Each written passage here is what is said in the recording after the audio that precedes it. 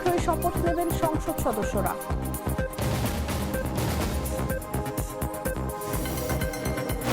নির্বাচনে বিপুল সংখ্যাগরিষ্ঠতা নিয়ে জয়লাভ বিএনপির, তারেক রহমানকে প্রধান উপদেষ্টার অভিনন্দন। সংসদ নেই, স্পিকার নেই, তবুও গঠিত হতে যাচ্ছে নতুন সরকার, সংবিধানের দুটি বিকল্প পথে আসা। ইরানে ক্ষমতার পরিবর্তনই হবে সবচেয়ে ভালো বিষয়, মন্তব্য ট্রাম্পের। মধ্যপ্রাচ্যে দ্বিতীয় বিমানবাহী রণতরী পাঠানোর সম্ভাবনা। এবং 15 ফেব্রুয়ারি টি-20 বিশ্বকাপে মুখোমুখি হবে চিরপ্রতিদ্বন্দ্বী দুই দল। বৃষ্টিতে ভেস্তে যাওয়ার শঙ্কা ভারত পাকিস্তান মহারণ।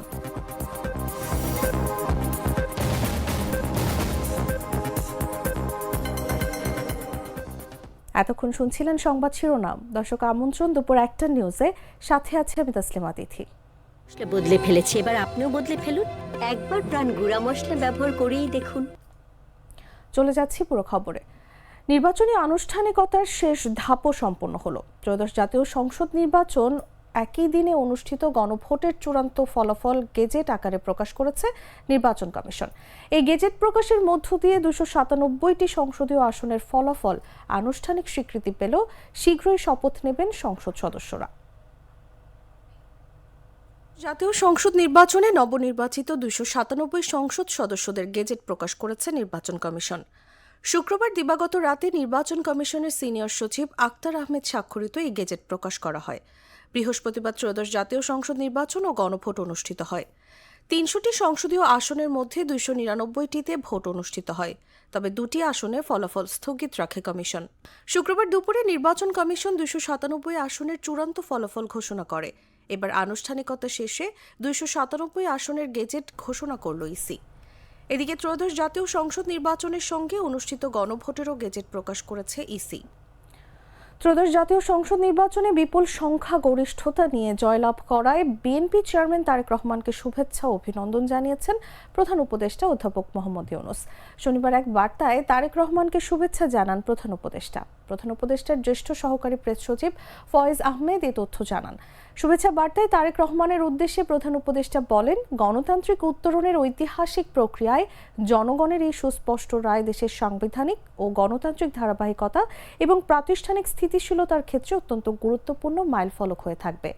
রাষ্ট্রপতি জিয়াউর রহমানের আদর্শ ও রাষ্ট্র দর্শন এবং সাবেক প্রধানমন্ত্রী বেগম খালেদা জিয়ার আপসহীন নেতৃত্ব ও গণতন্ত্রের প্রতি অঙ্গীকারের কথা স্মরণ করে তারেক রহমানের আগামী দিনের চলার পথ আলোকিত হবে বলেও আশা ব্যক্ত করেন তিনি। একই সঙ্গে অন্তর্বর্তী সরকার দায়িত্ব পালনকালে তার মূল্যবান সহযোগিতা ও গঠনমূলক ভূমিকার জন্য আন্তরিক ধন্যবাদ জানান।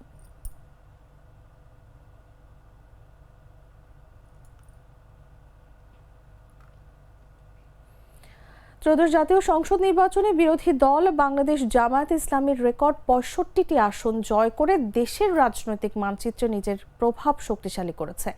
নির্বাচনে বিএনপি 112 আসন, জাতীয় নাগরিক পার্টি 6 আসন এবং স্বতন্ত্র প্রার্থী 6 জন জয়ী হন। বিশ্লেষকরা বলছেন, জামায়াতের এই রেকর্ড অর্জন শুধুমাত্র একটি নির্বাচনী জয় নয়, এটি তাদের দীর্ঘমেয়াদী রাজনৈতিক প্রস্তুতি ও জনমত অনুসরণের ফল। বিরোধী দলের এই শক্তিশালী অবস্থান আগামী দিনে দেশের রাজনৈতিক কৌশল, সরকারের নীতি প্রণয়ন এবং আঞ্চলিক রাজনৈতিক ভারসাম্যে গুরুত্বপূর্ণ ভূমিকা রাখবে। আমরা আপনাদের মাধ্যমে প্রিয় দেশবাসীকে প্রথমে ধন্যবাদ জানাই। বাংলাদেশের ত্রয়োদশ জাতীয় সংসদ নির্বাচনে ইতিহাস গড়েছে বাংলাদেশ জামায়াত ইসলামী। বিরোধী অবস্থান থাকা সত্ত্বেও দলটি রেকর্ড সংখ্যক আসন অর্জন করেছে, যা দেশের রাজনৈতিক মানচিত্রে তাদের প্রভাবকে নতুন উচ্চতায় নিয়ে যাচ্ছে। নির্বাচন কমিশনের ঘোষণা অনুযায়ী মোট 299টি আসনের মধ্যে গণভোট হয়েছে 297টি। আদালতের আদেশে চট্টগ্রাম 2 ও চট্টগ্রাম 4 আসনের ফলাফল স্থগিত আছে। ফলে এই দুটি আসন পরে ঘোষণা করা হবে। এছাড়া শেরপুর 3 আসনে একজন প্রার্থীর মৃত্যুর কারণে ভোট স্থগিত আছে, যা নতুন তফসিল অনুযায়ী নেওয়া হবে। ফলে দেখা যাচ্ছে বিএনপি 212 আসন পেয়েছে, বাংলাদেশ জামায়াত ইসলামী 65 আসন, জাতীয় নাগরিক পার্টি 6 আসন, স্বতন্ত্র প্রার্থী 6 জন এবং অন্যান্য দল অন্তত 8 জন আসনে জয়ী হয়েছেন। 59.44% ভোট পড়েছে সারা দেশে, যা নির্বাচনের ব্যাপক অংশগ্রহণের ইঙ্গিত দিচ্ছে। বিশ্লেষকরা বলছেন, জামায়াতের এই রেকর্ড অর্জন শুধুমাত্র একটি নির্বাচনী জয় নয়, এটি তাদের দীর্ঘমেয়াদী রাজনৈতিক প্রস্তুতি ও জনমত অনুসরণের ফল। বিরোধী দলের এই শক্তিশালী অবস্থান আগামী দিনে দেশের রাজনৈতিক কৌশল, সরকারের নীতি প্রণয়ন এবং আঞ্চলিক রাজনৈতিক ভারসাম্যে গুরুত্বপূর্ণ ভূমিকা রাখবে।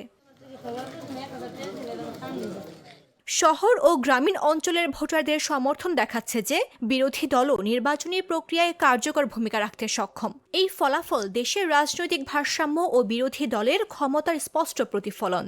সংক্ষেপে, ইতিহাসের সর্বোচ্চ আসন অর্জন করে জামাত প্রমাণ করল, বিরোধী দল হিসেবে তাদের উপস্থিতি এখন আরও শক্তিশালী এবং বাংলাদেশের রাজনৈতিক চিত্রে তাদের প্রভাব নির্ধারক হয়ে উঠছে। যে শীট এসেছে আমাদের কাছে, সাইন করা শীট, সেখানে আমরা দেখতেছি যে আমরা এগিয়ে আছি। মামদুহা রাইসা, জাগো নিউজ। দুধার চকলেটে একাকার হয়ে ওঠা প্রাণ লেয়ার সম্পর্কের মিষ্টি ম্যাজিক। সিরাজগঞ্জ 4 আসনের ফলাফলে অসঙ্গতি রয়েছে দাবি করে ভোট পুনর্গণনার জন্য আবেদন করেছে বিএনপি মনোনীত প্রার্থী এম আকবর আলী। শুক্রবার বিকেলে প্রধান নির্বাচন কমিশনার এএমএম নাসির উদ্দিন বরাবর তিনি আবেদন করেন। এম আকবর আলীর অভিযোগ, সিরাজগঞ্জ 4 আসনে মোট 147টি কেন্দ্রের বেসরকারি ফলাফলে তিনি ধানের শীষ প্রতীকে 1,60,458 ভোট পান। জামায়াতের প্রার্থী মাওলানা রফিকুল ইসলাম খান দাঁড়িপাল্লা প্রতীকে পান 1,59,693 ভোট, যা তার চেয়ে 765 ভোট কম। এই অনুষ্ঠানে আবার পুনর্গণনা হয়, পুনর্নির্ণয় হয়, তাহলে আমরা আশাবাদী যে হ্যাঁ আমরা জয়লাভ করতে পারব। তার কারণ আমরা ভোটে তো আমরা কত ভোটে এগিয়ে আছি, আমরা 700 এত ভোটে আমরা এগিয়ে আছি। ওই এই ভোটে পোস্টাল ভোটে সেখানে তারা এগিয়ে গেছে কিভাবে আল্লাহ জানে। আর পোস্টাল ব্যালটটা যখন ডিসি সাহেব ঘটনা করলো, আমাদের জানে না, সমস্ত আমাদের এজেন্টদের কাছ থেকে এই 147 সেন্টারের লিস্ট এখন এসে পৌঁছে নাই, কয়েকটা বাকি আছে। ওটা এসে পৌঁছতে পারি, আমরা ওটা টালি করে ওটা দেখে আরও কি অসঙ্গতি আছে সেগুলি দেখে তারপরে যদি তারা কোনো ব্যবস্থা না নেয়, ইলেকশন কমিশনের কাছে আমি নিজেই যাবো, এমন না নেয় তখন আইনের ব্যবস্থা হবে। সবকিছু ঠিক থাকলে সরকারি গেজেট প্রকাশের কয়েকদিনের মধ্যেই শপথ এবং নতুন সরকার গঠনের প্রক্রিয়া সম্পন্ন হতে পারে। কিন্তু সংসদ নেই, স্পিকার নেই, তবেও গঠিত হতে যাচ্ছে নতুন সরকার। তাহলে প্রশ্ন হচ্ছে, নবনির্বাচিত সংসদ সদস্যদের শপথ কে পড়াবেন? এই প্রশ্নের উত্তর জানাবো জাগো ডেস্ক রিপোর্টে। সংসদ নেই, স্পিকার নেই, তবুও গঠিত হতে যাচ্ছে নতুন সরকার। তাহলে প্রশ্ন হচ্ছে, নবনির্বাচিত সংসদ সদস্যদের শপথ কে পড়াবেন? আর কিভাবে এবার শুরু হবে ক্ষমতা হস্তান্তরের পুরো প্রক্রিয়া? বাংলাদেশের সংবিধান অনুযায়ী নতুন সরকার গঠনের প্রথম ধাপই হচ্ছে নবনির্বাচিত সংসদ সদস্যদের শপথ গ্রহণ। নির্বাচন শেষে যে দল বা জোট সংসদের সংখ্যাগরিষ্ঠতা অর্জন করে তারাই সরকার গঠন করে। ইতোমধ্যে বাংলাদেশ জাতীয়তাবাদী দল বেসরকারি ফলাফলে প্রয়োজনীয় আসন পেয়ে সরকার গঠনের পথে এগিয়ে রয়েছে। তবে এখানে একটি গুরুত্বপূর্ণ ধাপ হচ্ছে শপথ গ্রহণ। সংবিধানের 148 অনুচ্ছেদ অনুযায়ী নির্বাচনের ফলাফল সরকারি গ্যাজেটে প্রকাশের পর 3 দিনের মধ্যে নবনির্বাচিত সদস্যদের শপথ নিতে হয়। বেসরকারি ফলাফল ঘোষণার সঙ্গে সঙ্গে এই সময় গণনা শুরু হয় না, বরং সরকারি গ্যাজেট প্রকাশের পর থেকেই এই সময়সীমা কার্যকর হয়। সাধারণত জাতীয় সংসদের স্পিকার এই শপথ পড়ান, কিন্তু বর্তমান পরিস্থিতিতে সংসদ নেই, স্পিকারও নেই। ফলে প্রশ্ন উঠেছে, এখন কি হবে? সংবিধান এখানে দুটি বিকল্প পথ রেখেছে। প্রথমত, রাষ্ট্রপতি শপথ পড়ানোর জন্য যে কোনো ব্যক্তিকে মনোনীত করতে পারেন। দ্বিতীয়ত, যদি রাষ্ট্রপতির মনোনীত ব্যক্তি 3 দিনের মধ্যে শপথ পড়াতে ব্যর্থ হন, তাহলে বাংলাদেশ নির্বাচিত কমিশনের প্রধান নির্বাচন কমিশনার নিজেই পরবর্তী 3 দিনের মধ্যে শপথ পড়াতে পারবেন। আইন উপদেষ্টা আসিফ নজরুল জানিয়েছেন, সরকার দ্রুত ক্ষমতা হস্তান্তর করতে চায়। প্রয়োজনে রাষ্ট্রপতি মনোনীত ব্যক্তি যেমন প্রধান বিচারপতি শপথ পড়াতে পারেন, আর সেটি সম্ভব না হলে প্রধান নির্বাচন কমিশনারই এই দায়িত্ব পালন করবেন। সবকিছু ঠিক থাকলে সরকারি গ্যাজেট প্রকাশের কয়েকদিনের মধ্যেই শপথ এবং নতুন সরকার গঠনের প্রক্রিয়া সম্পন্ন হতে পারে। অর্থাৎ সংসদ বা স্পিকার না থাকলেও সংবিধান অনুযায়ী ক্ষমতা হস্তান্তরের পথ পুরোপুরি পরিষ্কার। নিউজ ডেস্ক, জাগো নিউজ। বাছাইকৃত লাল সরিষার দানা থেকে তৈরি হয় প্রাণ সরিষার তেল, আসল ঝাঁঝে আসল স্বাদে। জানাবো আন্তর্জাতিক সংবাদ।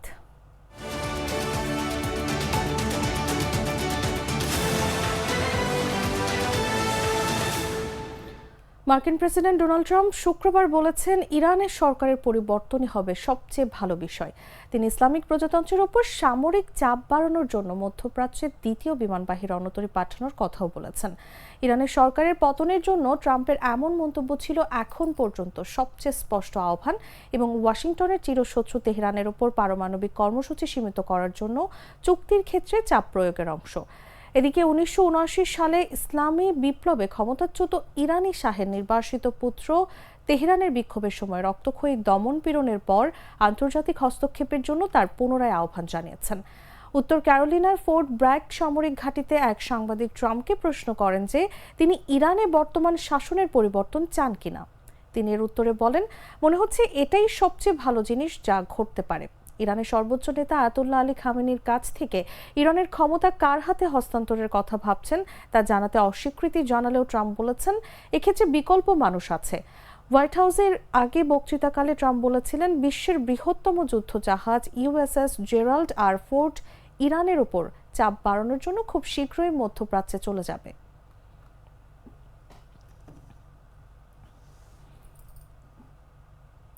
সংবাদ শেষ করব খেলার খবর জানিয়ে।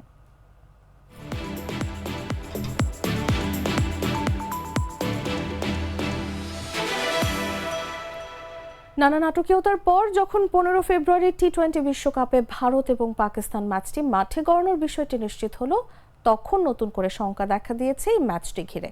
এবার সমস্যাটা প্রাকৃতিক। 15 ফেব্রুয়ারি কলম্বোর আর প্রেমাদাসা স্টেডিয়ামে ম্যাচটি অনুষ্ঠিত হওয়ার কথা, কিন্তু আবহাওয়ার পূর্বাভাস বলছে কলম্বোয় সেদিন তুমুল বৃষ্টি হতে পারে, যার ফলে টি-20 বিশ্বকাপে বহুল প্রতীক্ষিত ভারত পাকিস্তান ম্যাচকে ঘিরে বাড়ছে অনিশ্চয়তা। শ্রীলঙ্কার আবহাওয়া অধিদপ্তর জানিয়েছে, কলম্বোয় অনুষ্ঠিতব্য এই হাই ভোল্টেজ ম্যাচে বৃষ্টির উচ্চ ঝুঁকি রয়েছে। রোববার স্থানীয় সময় সন্ধ্যা 7টা আর প্রেমাদাসা স্টেডিয়ামে ম্যাচটি শুরু হওয়ার কথা। তবে শ্রীলঙ্কা আবহাওয়া বিভাগ জানিয়েছে, বঙ্গোপসাগরের সৃষ্ট একটি লঘুচাপের প্রভাবে কলম্বো ও আশপাশের এলাকায় বৃষ্টির সম্ভাবনা বেড়েছে, যা ম্যাচের সূচিতে প্রভাব ফেলতে পারে। আবহাওয়ার পূর্বাভাস অনুযায়ী দিনভর তাপমাত্রা 30 থেকে 31 ডিগ্রি সেলসিয়াসের মধ্যে থাকতে পারে এবং আবহাওয়া থাকবে গরম ও আর্দ্র। বিকেল থেকে বজ্রসহ বিক্ষিপ্ত বৃষ্টির সম্ভাবনা রয়েছে, যেখানে বৃষ্টির সম্ভাবনা 50 থেকে 70%। কিন্তু আবহাওয়া মডেল ইঙ্গিত দিচ্ছে ম্যাচ শুরুর আগে ভারী বজ্রবৃষ্টি হতে পারে, ফলে টস বিলম্বিত হওয়া বা ম্যাচ সংক্ষিপ্ত হওয়ার আশঙ্কা রয়েছে। তবে রাত 8টার পর আবহাওয়ার কিছুটা উন্নতির সম্ভাবনা থাকলেও বিচ্ছিন্ন বৃষ্টির আশঙ্কা পুরো রাত জুড়েই থাকতে পারে। এদিকে আর প্রেমাদাসা স্টেডিয়ামের আধুনিক ড্রেনেজ ব্যবস্থা আয়োজকদের কিছুটা স্বস্তি দিচ্ছে।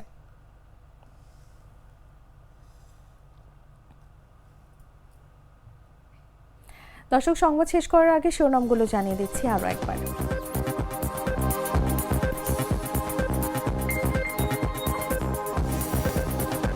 নির্বাচিত সংসদ সদস্যদের ও গণভোটের গেজেট প্রকাশ, শীঘ্রই শপথ নেবেন সংসদ সদস্যরা।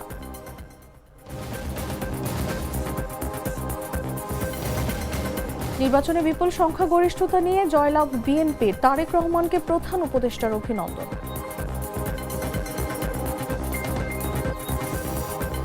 সংসদ নেই, স্পিকার নেই, তবুও গঠিত হতে যাচ্ছে নতুন সরকার, সংবিধানের দুটি বিকল্প পথে আসা। ইরানি ক্ষমতার পরিবর্তনই হবে সবচেয়ে ভালো বিষয়, মন্তব্য ট্রাম্পের। মধ্যপ্রাচ্যে দ্বিতীয় বিমানবাহী রণতরী পাঠানোর সম্ভাবনা। এবং 15 ফেব্রুয়ারি টি-20 বিশ্বকাপে মুখোমুখি হবে চিরপ্রতিদ্বন্দ্বী দুই দল, বৃষ্টিতে ভেস্তে যাওয়ার শঙ্কা ভারত পাকিস্তান মহারণ।